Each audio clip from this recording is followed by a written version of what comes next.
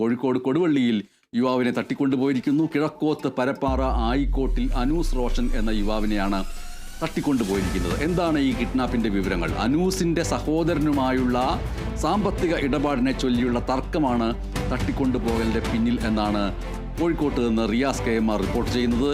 എന്താണ് ഇതിൻ്റെ പിറകിലുള്ളത് റിയാസ് KM?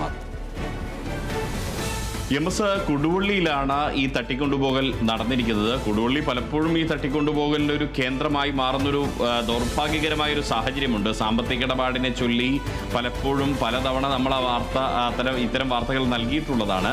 ഇപ്പോഴത്തെ വീണ്ടും ഒരു പുതിയൊരു തട്ടിക്കൊണ്ടുപോകലാണ്. യുവാവിനെയാണ് അനൂസ് റോഷൻ എന്ന് പറയുന്ന ഒരു ചെറുപ്പക്കാരനെയാണ് തട്ടിക്കൊണ്ടുപോയത്. അതിന് കാരണമായത് അനൂസ് റോഷൻ്റെ ജ്യേഷ്ഠൻ അജ്മൽ റോഷൻ ഗൾഫിലാണ്. അദ്ദേഹം അവിടെ ബിസിനസ് ചെയ്യുകയാണ്.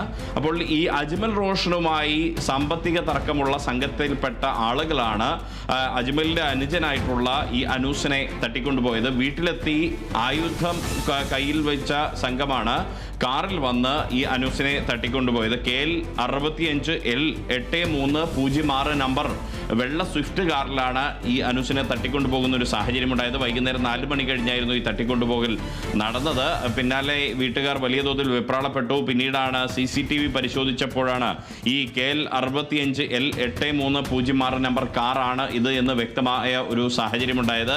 അതിൽ നിന്നാണ് ഇതിൽ ഈ അനൂസിൻ്റെ ജ്യേഷ്ഠൻ അജ്മലുമായി ഉണ്ടായ സാമ്പത്തിക തർക്കത്ത് ഉണ്ടായ സംഘമാണ് ഇതിന് പിന്നിലെന്ന് വ്യക്തമായത്. അവർ ആയുധങ്ങളുമായാണ് വന്നത് എന്ന് വീട്ടുകാർ പറയുന്നുണ്ട്.